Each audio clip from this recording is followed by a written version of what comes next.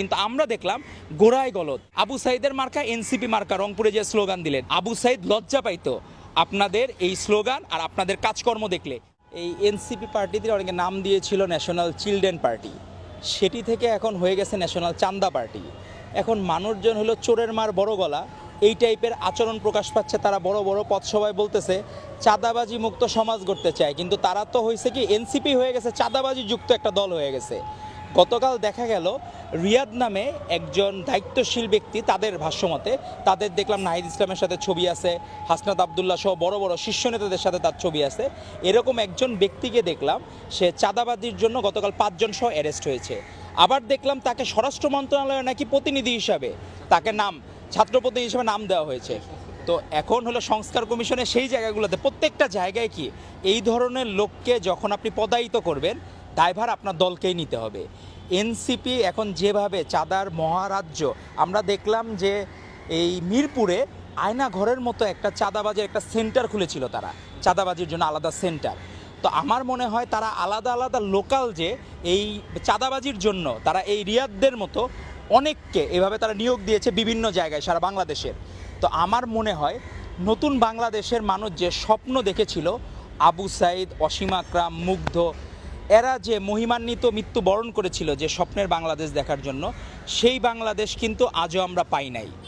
সত্যিকারের একটি গণতান্ত্রিক নির্বাচন না হওয়া পর্যন্ত, সত্যিকারের গণতান্ত্রিক সরকার প্রতিষ্ঠা না হওয়া পর্যন্ত এখন একটা লেবাস হয়ে গেছে মানুষজন সবাই বৈষম্য বিরোধী বা সমন্বয়ক বা এনসিপি শুনলে আলাদা যে সমীহ করে। আমার মনে হয় নির্বাচনের পরে তারা মোটামুটি একটা বিলুপ্ত প্রায় প্রজাতি হয়ে যাবে বলেই তারা নির্বাচনটা দীর্ঘায়িত করার চেষ্টা করছে। তো আমরা এক্ষেত্রে ধন্যবাদ জানাই প্রধান উপদেষ্টা ডক্টর মোহাম্মদ ইউনূসকে। উনি বলেছেন 4-5 দিনের মধ্যেই সুস্পষ্ট তারিখ ঘোষণা করবেন, এজন্য আমরা তাকে ধন্যবাদ জানাই। কিন্তু পাশাপাশি আমরা বলবো, আপনি যদি আইন শৃঙ্খলা বাহিনীকে কঠোর হস্তে দমন না করতে পারেন, আপনি যদি কঠোর শাসক না হতে পারেন, তাহলে কিন্তু আপনার সকল অর্জন এবং সকল কিন্তু শহীদদের বলিদান কিন্তু বিলীন হয়ে যাবে, নস্যাৎ হয়ে যাবে। আমরা চাই না এই এত আত্মত্যাগ। আজকের দিনেও আমরা আজকে যে জায়গায় দাঁড়িয়ে আছি, গত বছর এই দিনে অনেকে অনেক মহিমান্বিত মৃত্যু বরণের জন্য প্রস্তুত ছিলেন এবং বরণ করেছেন।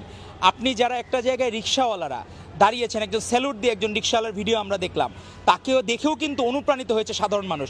একটা মানুষ ইন্ট্রোভার্ট, কিন্তু সেও দেখেছে একটা রিক্সাওয়ালা নামতে পারলে, একটা গার্মেন্টস শ্রমিক নামতে পারলে আমি কেন নামবো না। এই চেতনা থেকে এরা উদ্বুদ্ধ হয়েছিল। আমাদের এক বোন দেখলাম ঠাকুরগাঁতে একটা স্লোগান ধরেছিল যে সেই জায়গায় যে কে এসেছে, পুলিশ এসেছে, কি করছে স্বৈরাচারের পা চাটছে। আমাদের সেই বোন তামান্না কিন্তু 1 বছর নিখোঁজ ছিল। সে 1 বছর পরে এখন তার ভিডিওতে আমরা দেখলাম যে সে বলতেছে সত্যিকারে বাংলাদেশ আমরা পাই নাই। এরকম অসংখ্য তামান্নারা, আমাদের বোনরা, অসংখ্য আবু সাইদরা এই আন্দোলনে স্যাক্রিফাইস করেছে। একজন রিক্সাওয়ালা, আমাদের গৃহিণী মা বোন, শিক্ষকরা, জাহাঙ্গীরনগর ইউনিভার্সিটিতে প্রথম যে ম্যাডাম, সে শেখ মুজিব এবং ফ্যাসিস্ট হাসিনার ছবি নামিয়ে রেখেছিল, সেই ম্যাডামকে কিন্তু আপনারা পুরস্কৃত করেন নাই। জাতি প্রত্যাশা করেছিল এরকম মানুষ যখন রাষ্ট্রীয় কোনো দায়িত্বে যাবেন দেশের জন্য ভালো হবে, কিন্তু সেটি কিন্তু আশা পূরণ হয় নাই। অনেকে ধারণা করে এই উপদেষ্টা পরিষদে যারা আছে অনেকে কিন্তু সেরকম কন্ট্রিবিউশন তাদের ছিল না, আমরা কিন্তু তাদেরকে প্রশ্নবিদ্ধ করি নাই। আমরা চেয়েছিলাম ছাত্র উপদেষ্টারাও ভালো করবে, কিন্তু আমরা দেখলাম গোড়ায় গলদ। ছাত্র উপদেষ্টাদের এই মিনিস্ট্রিতেই সবচেয়ে বেশি গণ্ডগোল। তাদের এপিএসরা প্রচুর টাকা পয়সার মালিক, বাইরে তারা একটি রাজনৈতিক দল করলেন।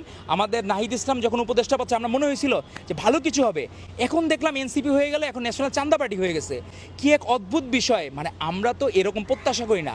আমরা যারা নতুন বাংলাদেশ প্রত্যাশা করি পারস্পরিক শ্রদ্ধাবোধের জায়গা থেকে, আপনারা সেটি প্রথমে নষ্ট করলেন, এখন আপনারা সেটি বলি দিচ্ছেন।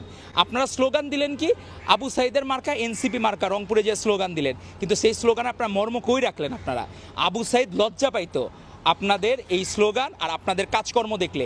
দুইটার দেখা যাইতো যে পুরাটাই 180 ডিগ্রি ঘুরে গেছেন আপনারা। আপনাদের সেই সমীহের জায়গা, সম্মানের জায়গা, পারস্পরিক শ্রদ্ধাবোধের জায়গা যাতে নষ্ট না হয়, আমরা যে এক সূত্রে গাঁথা ছিলাম মুক্তার মালার মতো, আমাদের যাতে সুন্দর সমৃদ্ধ বাংলাদেশ একসাথে যাতে আমরা করতে পারি, তো সেরকম একটি বাংলাদেশের আমরা প্রত্যাশা করি। আর আপনাদের কর্মী বাহিনী এবং নেতাদেরকে, আপনাদের মানুষই কয়জন, আপনারা এদেরকেই কন্ট্রোল করতে পারেন না। আপনাদের জন্য মাঝে মাঝে আফসোস হয়। তো আপনাদের জন্য শুভকামনা থাকবে। ধন্যবাদ আপনাদেরকে।